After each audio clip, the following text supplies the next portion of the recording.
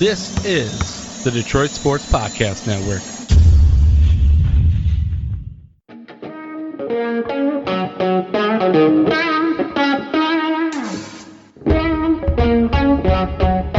The biggest icon in podcasting.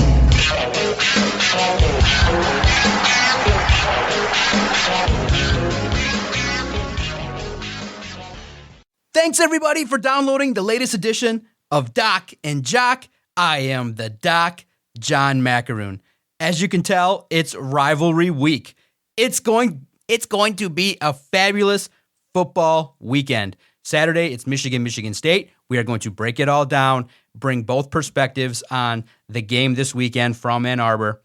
Sunday, it will be the Lions coming back home with their tail between their legs, 1-5, maybe with an opportunity to get their second win. Not a world beater, but an opportunity potentially to have an entertaining ball game against the Miami Dolphins. So we're going to break it all down. And here today, as always, great member, great co-host of the Doc and Jock podcast, Adam, the Jock Strozinski. What's up, cuz? What's going down? And I am so sick and tired of these Detroit Lions. Like, honestly, when we were putting the show together, very first topic is, so where do we go from here? Like, I don't even know where to start with this team. It honestly, it feels like if the offense is clicking, the defense is sabotaging the offense. If the defense is actually doing its job, the offense is sabotaging the team. If both the offense and defense have this game kind of close, your special teams, your kicker, they're going to botch it. They're going to blow it up. The only person you have on this team who seems like they're worth their salt is your punter. That's it. Fox seems like he's the only guy who deserves his contract. Honestly, man, I don't know necessarily where you want to go. I know we got the rundown. We got it kind of laid out. But I was so shocked and so blown away by what took place on Sunday and just upset, just annoyed.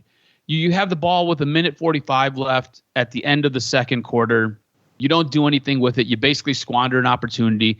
You've got timeouts. They're not rollover minutes. You can't take them with you into the second half. You don't try to attempt to put any points on the board.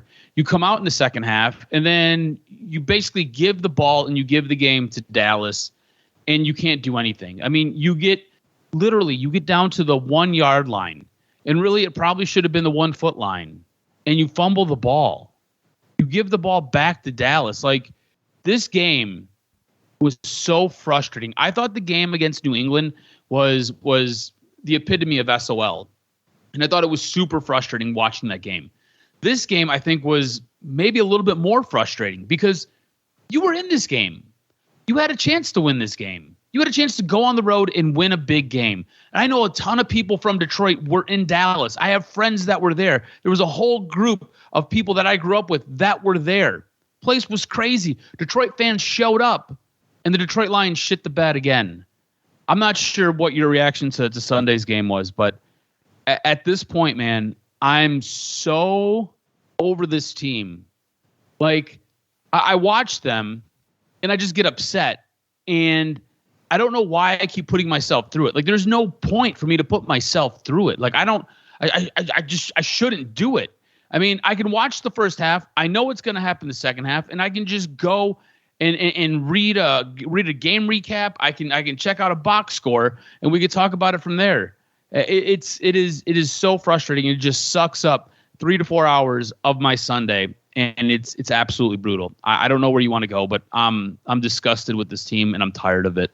Yeah, no, I would definitely recommend taping the game and watching it in pieces after maybe the fact, which you know what happens, to see and fast forward through some of the nonsense. Absolutely. But I look at it like this. Was there, for me, any expectation that the Lions were going to win this? No.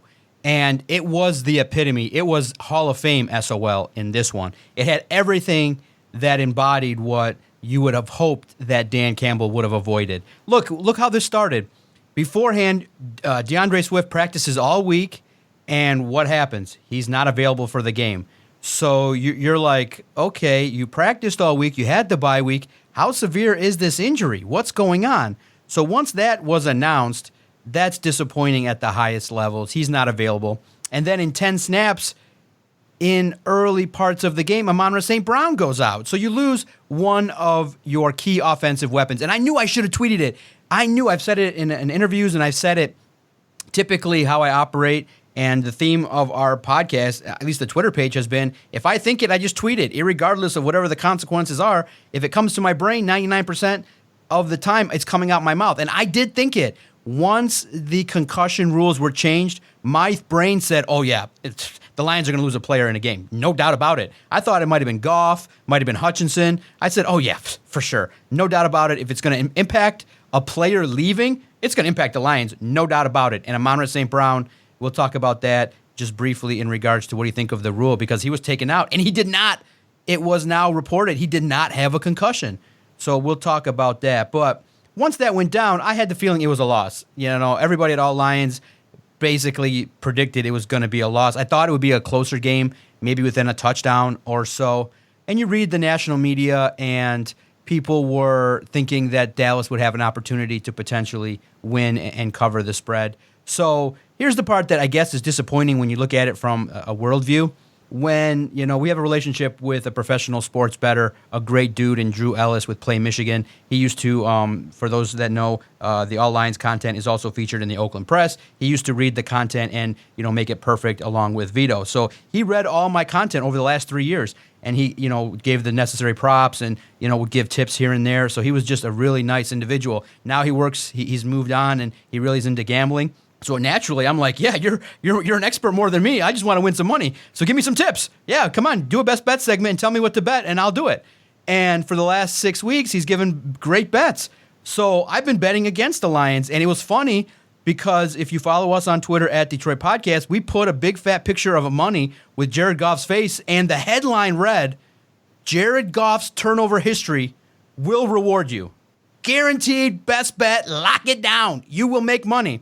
So naturally, dropped a few schmeckles and bet against Jared Goff that he would throw an interception. So he throws it, and naturally, I would react and be like, what the fuck kind of pass is that? What do you think you are? You're not Josh Allen. How are you trying to hit, Reynolds, and you underthrow it and you get picked off? Or I would have been mad and said, oh my God, Trayvon Diggs, the ball hit the ground. I'm like, no, let's just call it an interception. It's an interception. I want the money. So it's called an interception. There's a big hullabaloo, and I'm just laughing. But when you look at it, cause you just can predict the chaos, and it's sad. You can just make it up in your own head. Like just you know what you need to do? Just next week, pick a scenario in which the Lions lose to the Dolphins and make it as wild as possible, and make up 4 or 5 things that could happen that could be fucked up, and see if they hit. Play like a Detroit Lions SOL bingo and have some fun with it. Take a shot every time they go to Dan Campbell and he looks pissed. Take a shot every time Goff throws a 10-yard pass or less. Have fun with it. It's bad. It's a joke. It's not fun, but you got to make some fun of it, because for me, gambling has made it ridiculously fun because it's so easy to bet against shit with the Lions. Like, easily you knew Rashad Penny was going to be an anytime touchdown scorer. Bet that. You knew when Swift went down against Seattle, Jamal Williams was going to get into the end zone. Bet that. The dude's basically bankrolling, times where I don't have to work. So this guy's great. I love it. Follow best bets. Make some money on it. Have some fun with it. Maybe take a break. I know it's bad. It's not fun, but my expectations are lowered. What pisses me off, what gets me riled up, is knowing that the Lions could have had Robert Saleh, and the Jets are balling out. Seattle, it's embarrassing. They got Geno Smith. They're winning. I'm embarrassed to see that, but I look at the Lions and I say, it's just, this year's not it. You now are going into evaluation mode regarding the regime and Dan Campbell and stuff like that. So that's where we're at with it, and that's where we have to take it, is to say it's a bad loss. The offense didn't show up. Yeah, they're struggling to play complementary football. It's not a supremely well-coached team, but in the name of progress, the defense did play better. You could look at some silver linings, but I'm just curious, does Dan Campbell deserve blame for this one? Because he didn't fumble the football at the 1. He didn't, have Josh Reynolds run open and have Jared Goff miss him. He didn't have Jared Goff decide that he was scared of the Dallas Cowboys defensive line and wanted to drop back 12 yards and not move up in the pocket to find open receivers. He didn't do all that. He's getting hung out to dry by these players, and it sucks. But at the same time, he does deserve some blame too, because once Brock Wright did not go into the end zone, it was chaotic. And I just think the team, and I think Terrell Crosby also plays a part in this too, in that when the team is in these games, it's frenetic. It's not calm. It's literally like their coach might be drinking 3 Starbucks before the game and is also coaching that way. It's not calm. It's not settled. It's like, oh my God, what do we do? I'm not getting the info. What's going on? What's going on here? Do I challenge? Do I not challenge? Oh no, it's 10 seconds. Okay, go line it up. Give it to Jamal. No doubt about it. Boom, Jamal fumbles the football. Why? Because they didn't huddle. They were rushing. And Jared Goff sees basically 11 guys from the Cowboys lining up, and you call that play, you run it right into the heart of the Dallas Cowboys defense. There's a lot of things that you can react to in this game, but I blame the players 60% and the coaches 40% in this loss. Yeah, I mean, look, Dan Campbell wasn't the one who turned the ball over five times. He wasn't the quarterback who threw 2 interceptions and then dropped the ball and put the pill on the ground twice. He wasn't the running back who fumbled the ball at the goal line, and really that felt like that was the pivotal moment in this game. That was the game-changing moment. Jamal Williams trying to fall into the end zone and loses the ball. This is a guy who has never lost a fumble. Sure seems like he fumbles the ball quite a bit, but has never actually lost a fumble in his career. Chooses this time, this moment, to lose the football. And really after that, it felt like this team was fighting uphill. This is the thing about Dan Campbell. And look, I don't necessarily blame him for this loss, but I think encapsulated in this loss, there are things that he's responsible for. The one thing that this man always preaches is grit, tenacity, never giving up, always fighting, always basically buying in and pushing forward. They fumbled the ball at the 1-yard line, and this team seemed like it collapsed. It seemed like this team imploded on itself. All those things that he talks about, all those things that he preaches about, all those things that he wants to build the identity of this football team to, they didn't show up. They didn't show any of that on Sunday. There was no grit. There was no tenacity. There was no gumption. There was no going forward and pushing through it. There was none of that. This team basically fumbled the ball. Next thing you know, they're falling behind in this game, and like a scalded dog, they walked with their tail between their legs, pissing and shitting all over themselves. And real fast, hold your thought. What was more frustrating for me is you talk about kneecap biting, and it was Jackson, the running back, getting his ass put down on the ground in a body slam, and he just got up, walked off like it was nothing. You just got body slammed. Push the motherfucker. Do something. Do something aggressive. Anybody on the offensive line, you just saw your running back get his ass picked up and body slammed like a suplex, and you didn't do nothing. So that bothered me. But I hear you, man. It is. We're the team now that's walking off with our tail between our legs. And look, this is one of those things. We're now 2 years into this Dan Campbell overhaul, this Dan Campbell regime. You're supposed to start seeing progress. And I think everybody was hopeful because of the way last year ended. You're not seeing any progress. You're seeing steps backwards. Like there is a legitimate thing where once you start losing a ton of games, players start tuning you out. I think the real concern here for this team, they need to be concerned that players are tuning the head coach out. I mean, I'm not going to come out and I'm not going to say that's the case, but at a certain point, players start turning a deaf ear because what the head coach is saying and what the other coaches are saying, it's just not clicking. You're not winning games. The position that you're putting us in isn't working. And yeah, I think the defense looked a lot better this week than it did in prior weeks. But you know what? That offense looked 10 times worse than it did in previous weeks. So you need to figure this out. And really, that does fall at the feet of the head coach. You know, if the defense is going to falter and the defense is going to look out of sorts and the offense is going to pick you up, you kind of got to get that situated. So then the following week, you don't have the offense being out of sorts and the defense being the one that's trying to pick you up. Like, you can't have it this way. Like, football is a game where all 3 units have to click. And if you're going to have one unit that's going to falter a little bit, can't falter a lot, they've got to basically be middle of the pack with the rest of the league. That's how you win games here. You know, you look at the schedule, and I think you and I both, we counted the Chicago games as wins, right? I at least counted the Chicago game when they come and play here in Detroit as a victory. After Monday night's game, where the Chicago Bears ended up disrupting and dismantling the New England Patriots, You can no longer say that with confidence. When I look at the schedule, I can't look at the schedule and be like, yeah, there's a win. Like, I don't see it anymore. I don't. So you mean to tell me if we're going to go into year 2, right? Let's just kind of play this out. We're going to go into year 2. Year 1, Dan Campbell's what? 3-13-1. Year 2, he's what? 1-16? Because that's kind of where it feels like we're headed right now. Like, it feels like it is a bit of a death spiral. Feels like it's a pit of hopelessness. It feels like the season is basically washed up. Like, dude, we are only 6 games in to this season, and this team has basically sucked the entire life out of it. And that's frustrating, especially going into it.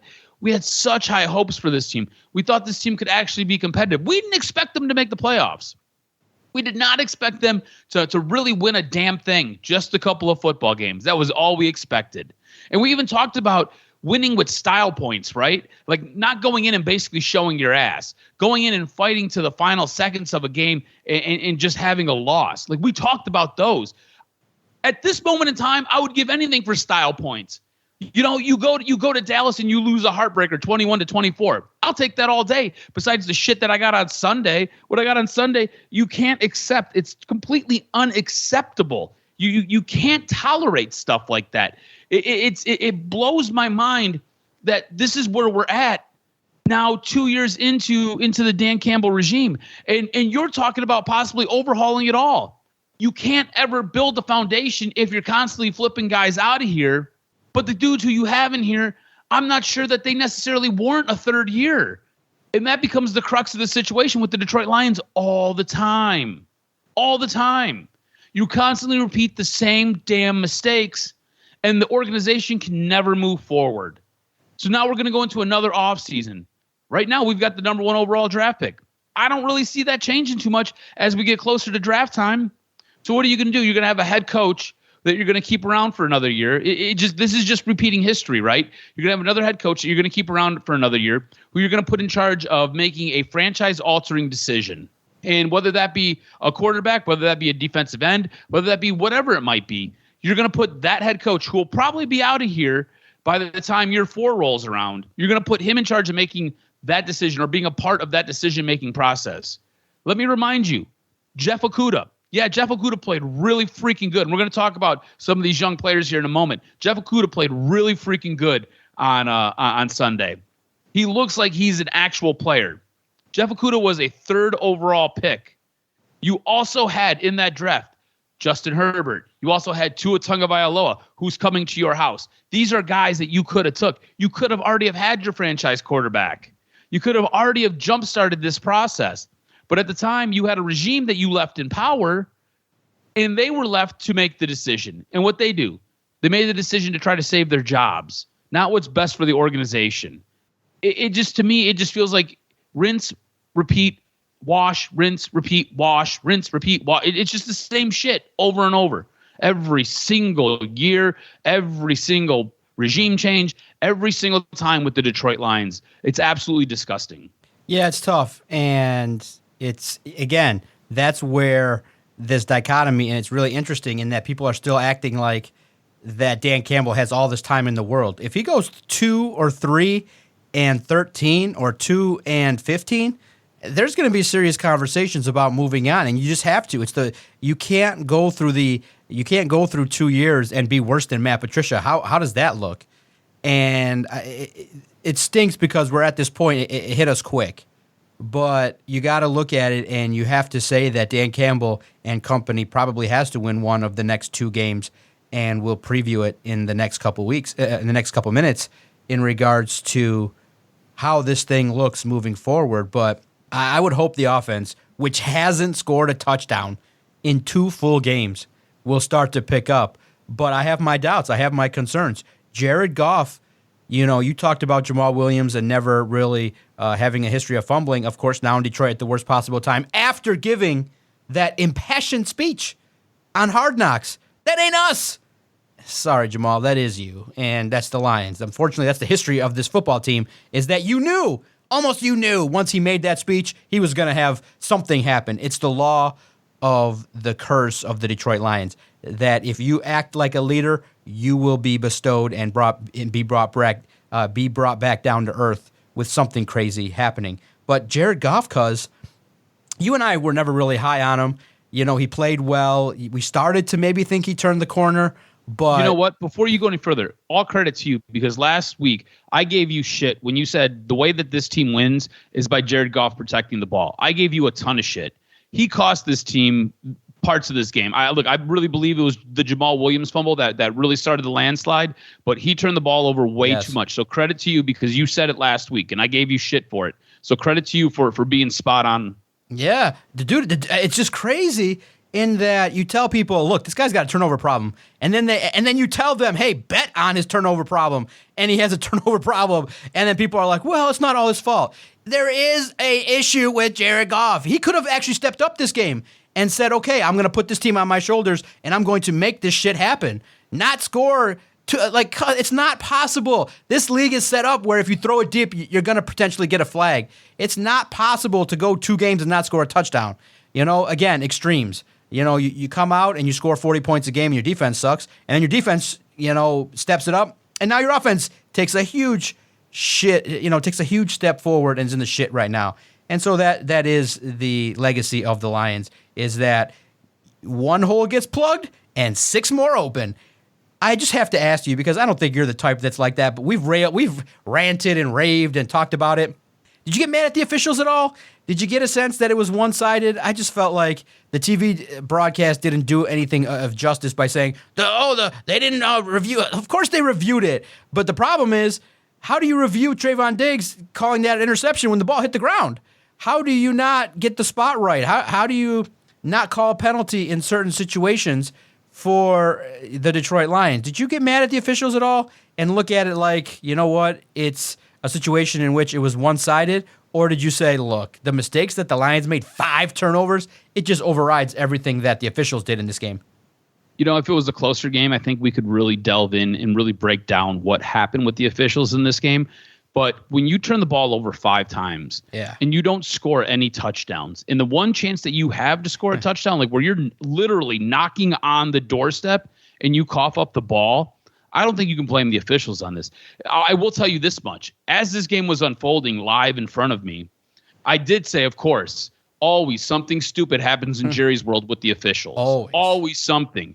It just seems like it's inevitable for something silly to happen with the officials when you're in Dallas. It's just kind of the way it is. And like, you should know that going in. If you're a Lions player, if you're a Lions fan, you should be prepared for that.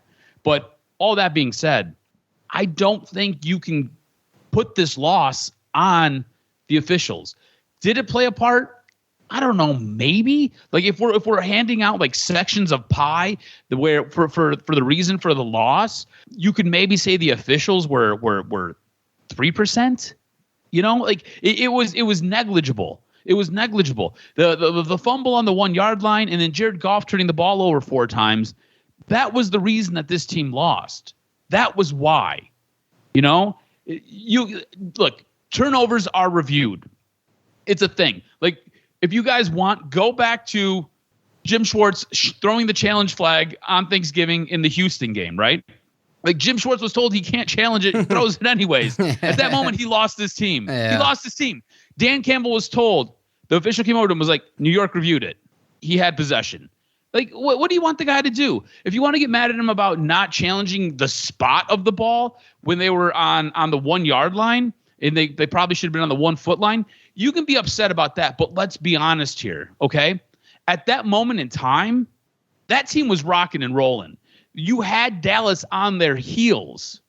You line up quickly, snap the ball. You're expecting Jamal Williams to fall into the end zone. Literally, my man could have accepted the ball and farted and had enough of a wind gust to push him into the end zone for 6 points. Instead, my man can't accept the football properly, ends up losing the ball, and we're going back the other way. So, who do you really want to put this on the officials? Like, at some point, Lions fans, be better. Just be better. Demand more. Expect more. Don't go looking to put this game on the officials. The officials didn't do nearly enough to damage this team. not nearly as much as your quarterback and your running back did, and possibly even your coaching staff. So no, I don't think you can blame the officials. But I will tell you, as I was watching it live, I was like, there's always something. It's always there is always something strange that happens when you're in Dallas. Yeah. So yes, I did have those thoughts. I will tell you that. It's almost predictable. You can't even be mad at it. You got to kind of overcome it. Again, it wasn't anybody's fault but Jamal Williams and Jared Goff in those critical moments, looking at where the blame lies in this contest. 1 yard line. You don't fumble. You go into the end zone. You score. You go ahead so that the defense can give up the go-ahead touchdown. Now, what bothered me the most in this game and was the shit that was going on before the game. It was hearing a Dallas beat writer call the Lions defense hot garbage right there live on the air on television.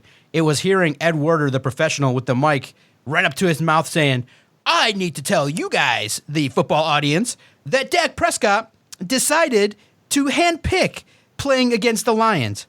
Why? Because he's had ultimate success. He knows he's not going to take that much of a beating. He knows that, man, this is the worst rated defense. I can do some things. I can play my C game. I can look rusty, and I can still walk away from Jerry's world with the W. That bothers me the most, is that here in Detroit, you're still a clown show. There is no respect. That was literally the height of disrespect. Like, the guy, look at the video at Detroit Podcast. The guy looks is like, I know you're asking me about the Lions. I really don't want to talk about them because I'm the Dallas guy. But he's like, your defense is hot garbage. And I was like, wow. It was crazy, but, I mean, it's true. That's the perception. But to hear it from somebody on the outside, that stung. It stings to hear a quarterback that's missing 5 games going, I want to play against the Lions. He should rule the day. I mean, Aiden Hutchinson and the likes played a good game, but you nearly didn't damage him enough. Where's the kneecap? Where's the slamming him to the ground? Take a penalty. Do something. Make him pay. I wish they could have found out. I wish someone would have maybe relayed that to the team. Maybe would have sparked him or something. So that bothered me, riled me up more. I was going to say, doesn't it feel almost like this team is lifeless? It just like this team has like the motivation for this team is so low right now. I know they're pros and I know they want to go win, but when you watch them in games, when they get punched in the mouth, it's like they don't punch back. And this goes back to what Dan Campbell said he wanted this team to be, especially in his opening press conference. You're going to hit us, we're going to hit you back. We're going to keep getting up. This team is flat on the mat, and we've already counted to 22. This team is not answering the bell at all. At all. And look, I don't want this whole podcast to be negative about the Lions. I really don't, okay? Because, look, you love the Lions. I love the Lions. We have basically built this podcast talking Lions football because they're the team in this town. They happen to suck, but they are the team in this town. I think there were some highlights from this game. I think we should talk a little bit about some of the young stars on this defense, right? I use stars loosely, but some of this young core. I think Jeff Okudah played a great game. I think Malcolm Rodriguez looked pretty good. Kirby Joseph looked pretty good. You got to see Pascal. This was his first game since he's been injured. He looked pretty good. You kind of see what Brad Holmes seen when he put him in there. We talked about Aiden Hutchinson needing to perform more. Aiden Hutchinson had a sack and a half. Aiden Hutchinson was actually getting into the backfield. He looked good. Like there was some good things that you could take out of this game, but really and truly, the good is so small when you stack it up compared to what we just seen from that offense. That offense totally cut the hamstrings out of that defense and basically left them to die out in the middle of Dallas. It sucked. It absolutely sucked. But I thought the defense, there were some sparks, I would say, from some of these younger guys on defense. Yeah, some silver linings, as you would say, is that the defense did play better, only gave up 24 points, and a lot of it was due to the offense giving the football back to Dallas. So, yeah, the defense played better, more pressure. You saw, and what happened is that Josh Pascal allows Aiden Hutchinson to play more freer. He can move around a little bit, doesn't have to be locked in as the rush defensive end. He can move around a little bit, and boy, did he put a nice spin move on a lineman. And what impressed a lot of people was Aiden beat people, which was good. It wasn't the fact that, hey, Dak Prescott didn't roll into him because of something that somebody else did. No, Aiden beat 2 linemen and was able to secure a sack and a half, and that made everybody calm down a little bit and realize, okay, probably he was dinged up a little bit. He's still learning. He has something to give, and that's good that the Lions are willing to investigate, figure out what's going on. But the biggest question mark on defense is, can they put it all together at key moments? And sometimes they can't.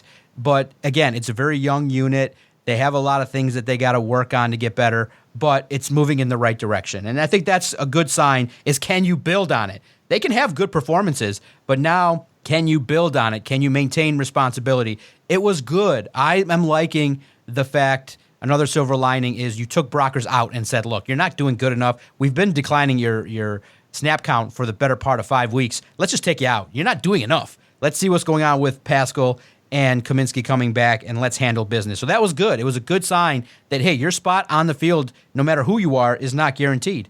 So I was impressed with the defense. I thought they played well. They played good enough to give the offense an opportunity.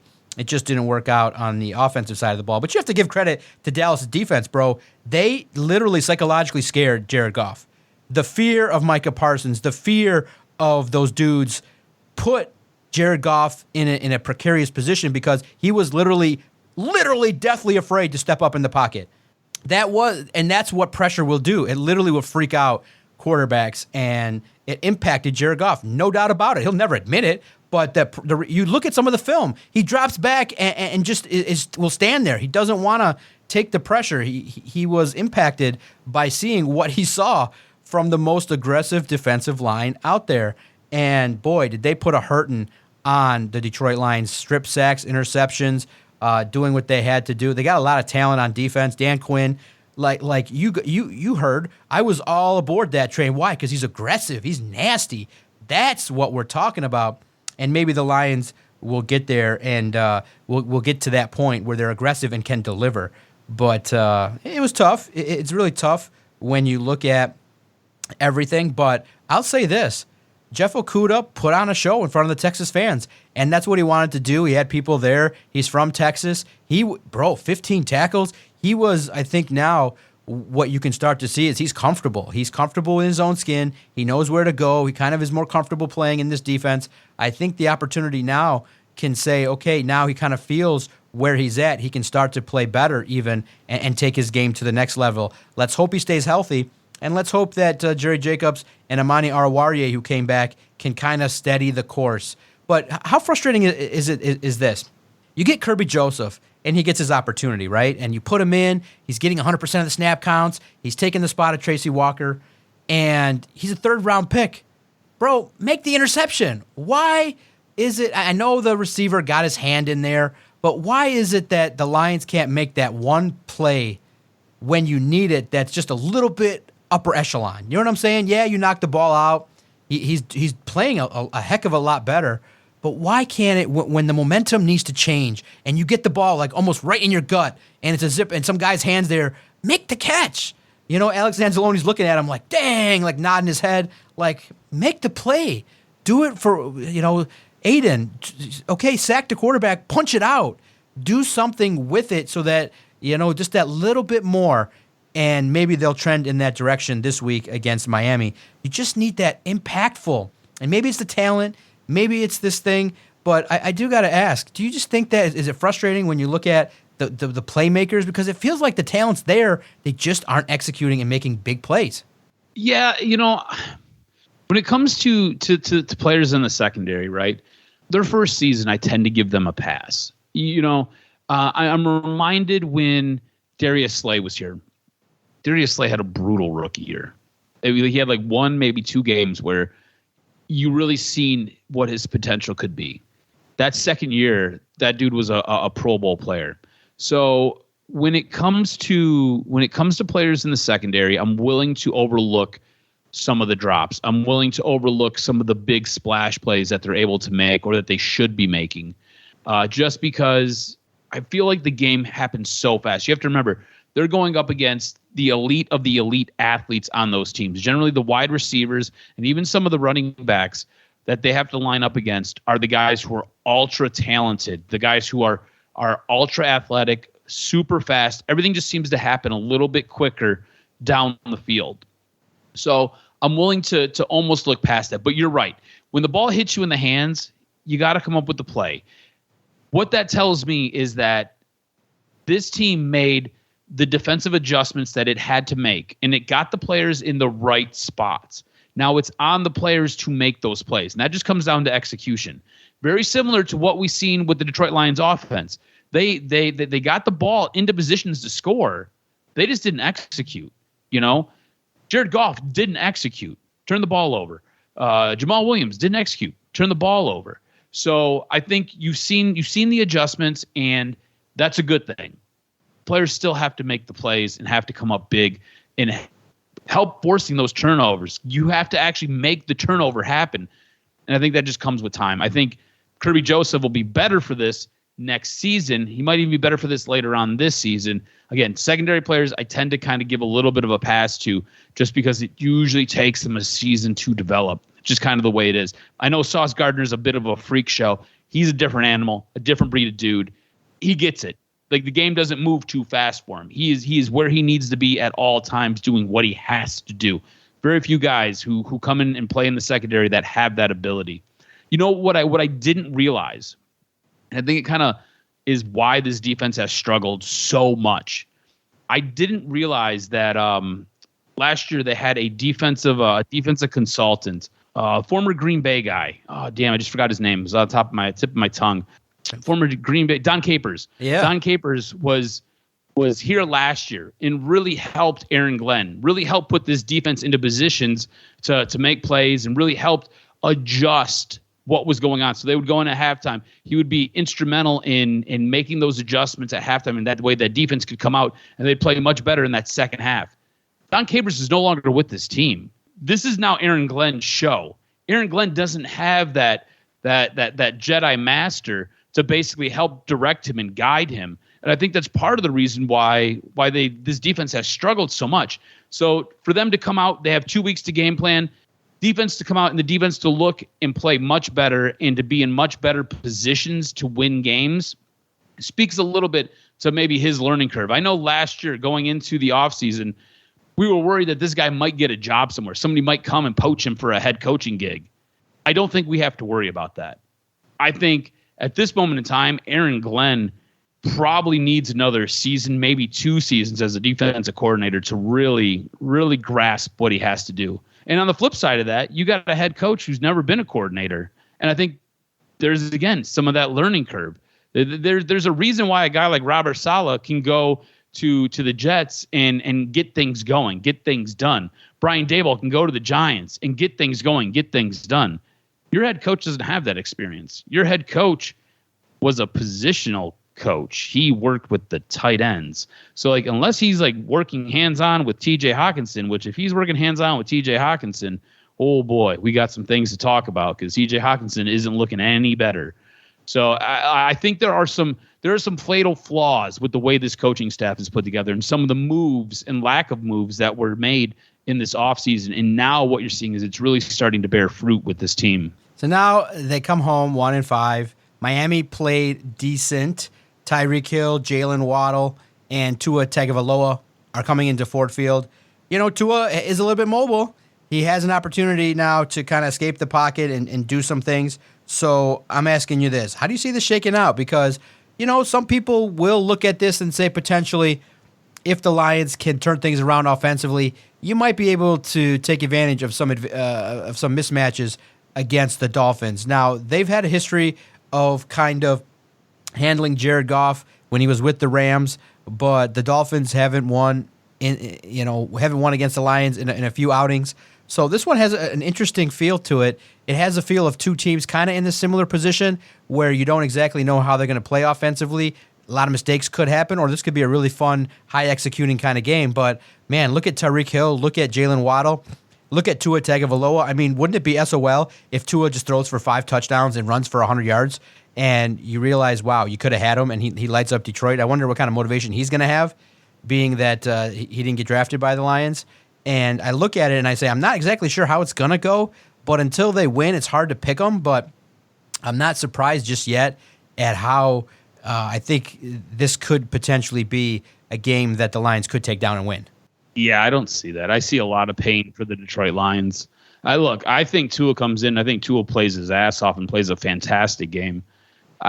Last week was Tua's first week back after getting out of concussion protocol. Before that, Tua, I do believe, had a back injury. I don't believe it was a head injury. I believe it was legitimately a back injury that he had. So he had a couple weeks to get better, to get healthy. Comes in, and what they're doing with that offense is getting the ball out so quickly. It's rapid fire. Basically, Tua drops back, has 2-3 seconds, and the ball's out. 2-3 seconds, ball's out. And when he has to run, he's able to run and make plays with his legs. He shows no fear. There was a play where he actually lowered his head, ran into a defender in last week's game. So I don't see the Detroit Lions being able to stop this Miami offense. This Miami offense can really cut you up a couple different ways. You've already mentioned the wide receivers with Tyreek Hill and Jalen Waddle. Both of those guys are fantastic. Look, I think Jeff Okudah gets on one of them and tries to lock one of them down. I think it'll probably be Tyreek Hill, and I think Tyreek Hill's a better wide receiver than Jeff Okudah is a cornerback. On top of that, rules with the league favor the wide receiver. I expect Jalen Waddle to have a fantastic game because Okudah's going to have his hands full with Tyreek Hill. And then you look at their running backs, obviously a running back by committee, but Raheem Mostert, this guy 2 years ago was the featured back, maybe it was 3 years ago, was the featured back in San Francisco. This dude was an absolute stud. It's not like he got worse over time. He's being utilized perfectly for his skill set. Guy can catch balls out of the backfield. Guy can run between the tackles. He can do everything. On top of that, like I said, the offense is moving so quickly. I don't know if Detroit's defense will be able to keep up and to be able to get in the positions that they need to be. So I don't see the defense really slowing down this Miami offense. And then conversely, on the defensive side, look, Miami's dealing with a couple of guys that are banged up. They're dealing with a couple of injuries over there, especially in their secondary. I don't know if Detroit's offense, with what we've seen the last couple weeks, I don't know if they're fully competent. And you want to talk about injuries. Detroit's offense is so banged up. So banged up. Like, I think we expect DeAndre Swift to play this week, but would you be surprised if he didn't? Because I wouldn't. And this offense looks different if Swift and Amon-Ra St. Brown aren't playing. So what are we doing here? DJ Shark was brought in to be a guy to take the top off the defense. DJ Shark's on IR, and he wasn't what he was advertised to be. So what do we got here? You know? And look, you said it last week, and all credit to you. If Jared Goff can't protect the football, this team is going no place. And what I've seen the last couple of weeks from Jared Goff is he can't protect the football. So I don't think they stand a chance against Miami. I think Miami comes in. I think Miami rolls. I think Miami ends up winning this game 38 to we'll say 12. 38 to 12. He's calling for it. Oh, I think it's a little closer. I think it's going to be, the way in which, and here's the thing that maybe not a lot of people are talking about. I think that, and it's crazy, it's just blowing up in the Lions' face. I think that they recognize against Dallas they wanted to run the football, which takes away the explosiveness because you don't have the deep threat right now with DJ Chark, so you're not really risking it too much, hence your complaint about halftime. But the strategy is we need to protect our defense. So how do you protect the defense? Don't let their asses get out on the field at all. Let them be fresh. Let's run the football quite a bit.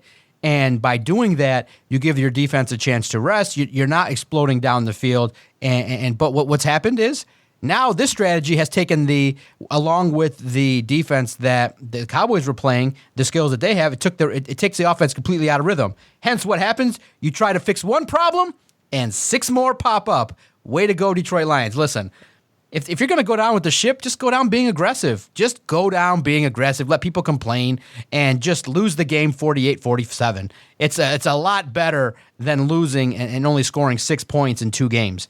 Just let the defense falter if that's the case and handle your business and try to figure out ways to score some points. But I think in this game they will. It'll be 24 Lions, but 27 Dolphins. They'll have the ball last. Good game, and the Dolphins kicker will send Detroit fans home disappointed with a last-second field goal on a drive of like 60 yards that is led by Tua late in the game for the ultimate punishment. All right, let's turn our attention. Last segment here. Gotta take the medicine because I'm not feeling good. I have a feeling I don't believe Michigan's gonna win by over 22 points. The spread is ridiculous, but it goes to show you what the view is of this contest. I feel like it's gonna be competitive. Maybe a 2-touchdown win by Michigan. This year is not as fun, obviously, when State comes in the massive underdog and Michigan is poised to unleash some frustrations. I know that as a competitor that, okay, Michigan State has been talking a lot of shit the last 2 years, and now we got to come back and pay the piper because Michigan's stacked offensively. They're going to run the shit out of the football. But, I can hang my hat on maybe Mel Tucker with the extra week will say, okay, come hell or high water, Blake ain't beating us. Donovan ain't beating us. We'll line them up, and you got to throw it. So if I see JJ launching passes. Wait, hold on. How do you feel about your secondary? Your secondary's been like a freaking strainer with hot water running through. All right, Can't stop anybody. But that's the problem. That's what I'm saying. Pick your poison. But I'm saying the poison is JJ McCarthy and the wide receivers. Let's just say, fuck it. If we're gonna go down, let's go down with our biggest weakness, which is the secondary. Let's not let Blake Corum eat up the clock, because if you put 8 in the box and you say stop it, and you can force some things, and you force JJ to pass it, maybe you have a chance to make a mistake or a turnover, and you never know what happens. But this one, obviously, I'm not thinking, I'm sitting here not really thrilled to go out there and watch Michigan kick Michigan State's ass. But, you got to take it. That's what happens when you have a down year and your opponent is rising up and they're playing well and they have the pieces to do it. I just hope that Michigan State stays in it long enough to make it entertaining. It's a 7:30 game. It sucks for me, but I'm into it. I'm curious to see how Michigan State, they're going to be physical. It's going to be a banger. I want to just see how long. At this point, I will say the game will be interesting up until the 6-minute mark of the third quarter, where it will be like 14-14, and then Michigan will take the lead 21-14, and then Michigan State will do something stupid on a 3-and-out, 3rd-and-1, and decide to do a toss sweep from shotgun and not get it, and then Michigan will be up 28-14 by the 6-minute mark of the third quarter, and they'll hold on. They'll run the ball. They'll try to mix in JJ. JJ's legs will be imperative. So I see this game being 38 Michigan, 27 Michigan State in a loss. 38-27. 11-point win. They cover. I would if I'm not betting this one because I'm sticking more to the NFL, I would put a little $15 bet on Michigan State plus 20 or so, whatever it is, 22, 23. I would take Michigan State in the points. That's a lot of points in a rivalry game. That's a lot of points. And like when I seen that opening line, I was like, have they not ever watched the history between these two teams? Right. I think 22 points is an astronomical amount to 22 and a half. Wow. Yeah. I think that's absolutely crazy. Yeah. But I think Michigan runs away with this game a little bit.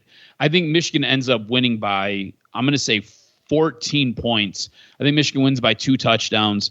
Look, my biggest issue with what Michigan State has basically put on tape all year long is really and truly it's on both sides of the ball on the line, and their secondary just isn't very good. That secondary gets picked apart by offenses all day long. So I don't think the ability to generate a pass rush does one of two things. One, the quarterback has way too much time and can really survey the landscape. Two, put your secondary in a really bad spot, which then allows them to get picked apart downfield. So I think JJ will have a pretty good game, and I think the lack of a pass rush and the lack of good secondary play comes back to really hurt Michigan State in this game. And I think on the flip side, Michigan's going to pressure the shit out of Peyton Thorne. They're going to be in his face. Michigan's defense is really, really good this year. I think they get to the quarterback. I think he gets sacked 5 times in this game. I think it's going to be rough for him. And I could see it playing out similar to kind of how you said, where it's a close game going into halftime. I think going into halftime, it's probably closer to 17-10. I think Michigan goes in at halftime with a 7-point lead, but they really dial it up come the end of that third quarter, going into that fourth quarter, they just pull away from Michigan State. This is going to be, if you're a Michigan fan, I believe this is going to be a fun game. This is going to be an interesting game. If you're a Michigan State fan, I kind of feel bad for you because you got to watch this game in prime time. Last year's game would have been much better in prime time. I don't think Michigan State has enough on both sides of the ball. I don't think they have enough offense, and I don't think they have enough defense to make J.J. McCarthy uncomfortable. And look, I can see Blake Corum running for another 120 yards and 2 scores. So I think Michigan ends up winning this game. I think it's 42. We'll say 42. I think 28 points is a lot. We'll say 42-27. I even think that's too many points for Michigan State. Okay, it's Halloween season, so I got to ask you, what scares you about Michigan State right now? I know you're sitting there pretty, you're happy, you're going to enjoy the game, nighttime, hopefully stay awake, let me know, we'll get the report. I give it plus 200 that you make it through the third quarter and then you conk out. What scares you about Michigan State Spartans? What scares me about Michigan State? Really, it's just the history. Like nothing about this team scares me. Like I don't think the quarterback play has been very good this year. I don't think the wide receiver play has been very good this year. The offensive line, I think, is trash. I think Michigan State's defensive line is trash. The secondary is not very good, and I don't think the linebacker play is very good. It's nothing that I've seen on field scares me, but it is the history and it is the way that Michigan State gets up for this game. I don't know if that makes any sense to you. It's like there's no reason this game should be close, right? There's no reason that Michigan State should be in this game. But they're going to figure out a way to remain competitive through the majority of this game and be in this game much longer than they probably should. And really and truly, the thing that really scares me about this game, not even Michigan State, it's J.J. McCarthy. J.J. McCarthy scares me. I feel like he is the wild card. If he's on and he's having a good day, this game will be a blowout. If he's off and he is struggling, this game is going to be like booty hole tight. That's how you're going to be clinching because he's going to keep it that way. He's going to allow Michigan State to hang around. And I think the longer you allow Michigan State to hang around, the more dangerous they become. But I'm just being honest with you, man. And I'm not trying to shit on Michigan State because to put it bluntly, the respect here really only goes one way. You have zero respect for me and Michigan. I have a ton of respect for Michigan State and for you. I'm telling you this as a Michigan fan, with all due respect, I do not fear your team at all. But I do fear the history that accompanies this team, and I fear the way that they get up and they hang around in these games. That's what has me the most scared. Okay, I am scared about Michigan in all facets, but at this game, I'm scared potentially of J.J. McCarthy. And here's why. I think that he's going to be upset about what happened last year, and it's his opportunity to have a coming out party. I think this is the game plan. Mel Tucker is going to say, go ahead, JJ, beat us. And he will. He'll deliver. He'll just find ways to zig and zag and gain the extra yards. He's going to look to kind of get that monkey off his back where people say, hey, I'm not just a game manager. I can handle business too. Make a couple deep throws. So that's what scares me in this contest. I think JJ comes out and has it. And I think that Michigan will win a lot of the turnover battles and will have a lot of things go their way in this contest. And I'm just curious to see how it's going to shake out. Yeah, it'll be interesting to kind of see how this game plays out. Like I said, I feel more confident in Michigan State coming away with a victory the longer that they're in this game, the longer that this game is basically within one, maybe two scores. I think at that point, you should be concerned if you're a Michigan fan. Michigan should put this game away, like you said, by the third quarter. If they don't, this game will be very, very interesting come the fourth quarter, just to put it mildly. And I will be clinching tightly if it's still very close come the fourth quarter. Good stuff. How are you going to watch it? How are you taking it in? My sister's having a Halloween party, so I will be at her Halloween party. Ooh. She'll have it on TV. I'm a little bit upset that this game's at this time because it does roll into that Halloween party. I'd much rather be watching it at home or on my patio, but it is what it is. So it'll be what it is. I'll be at the big house. I'll take it in. Got the pass, so we'll see how it goes. We'll see how it shakes out. A little nervous because it could get out of hand real quickly, but we'll see. Maybe let me ask you this.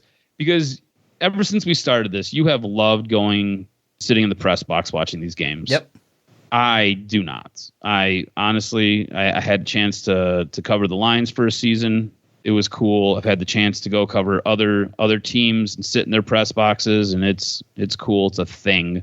Do you still get enjoyment out of going and sitting and watching the game inside the press box, or would you much rather watch it at home from the comforts of your own home? Oh, I like to take it all in and do your own thing. Yeah. I like it too for the fact it gives me practice. I can practice writing. I can do the things I got to do to cover it. I can get in that mindset to keep it sharp.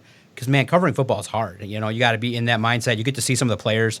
I like that angle of it to kind of be there a little bit. You also make some contacts. Is it better than staying at home? Oh, hell no. But it gives me the chance to kind of reveal here why I do it. Going and hanging out. Because you're a media whore? No, that's not why for college football. No, for this game, the reason why the last couple of years has been fun is that I don't have to sit with Michigan fans who just love. I can take the texts, but I don't want to sit there in person and have somebody like yourself or people that I know that love Michigan just tell me, oh, look at this, look at Michigan State, Mel Tucker, look at his contract, Mel Fucker, or whatever they're going to say, Mel coming all over his pants, or whatever they're going to. Look, that might be the people you hang out with. That has never been me. I know. I'm just messing around. I mean, you deserve to. All the shit talking I've done from one direction, you got to throw some back. But the people that love to do that, I can sit and it's quiet. So here's the secret, okay? And I know to the thousands of you that listen, when you get to go and cover sports, you don't have to deal with the shit that goes on in your personal life. You know what I mean? I don't have two kids trying to kill each other in my presence as I'm trying to watch sports. I don't have the missus telling me to take out the garbage. I can just sit, watch the game, have the Twitter machine on, write some stories, do what I got to do. It's basically my sanctuary of quiet. Because now a couple people will talk and chatter, but no, it's just quiet. You just sit and watch football, and you have all the screens there. So basically, I'm willing to travel just for peace and quiet for 3 hours. That's kind of why I do it for college football.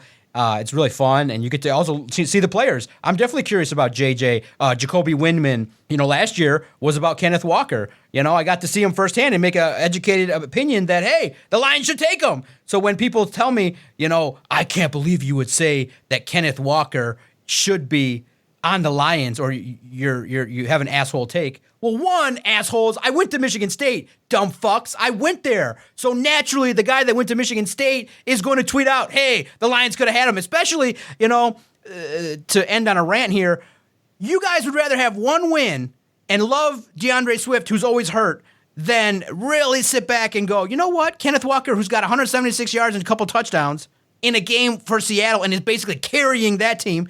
He carried you. I saw him in person carry one team against a national powerhouse. One person. In person, I got to see it. And you're going to call my opinion sophomoric and crazy? Well, one, open your eyes and figure out that I'm a Spartan. So, of course, I'm going to love a Spartan being there on the Lions. And two, I don't have any loyalty to players on the Lions. I am more like wins. Do these guys win? No.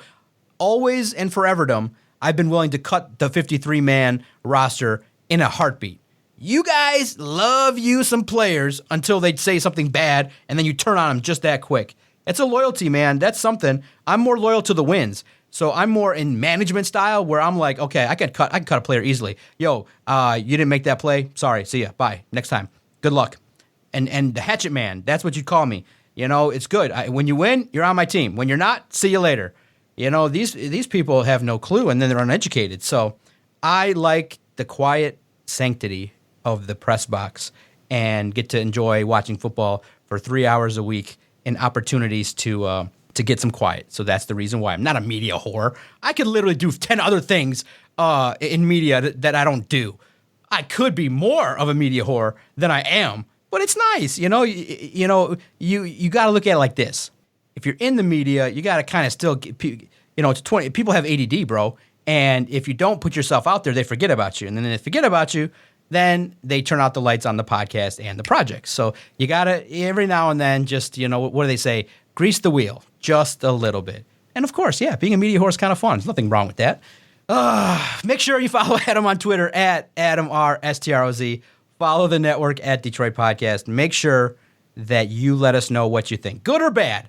You like my takes? You don't like my takes? I love bantering at all times. because this was fun, a great hour. I look forward to this week, and I look forward to recording and reviewing everything that happened this week in football on the next edition of Doc and Jock.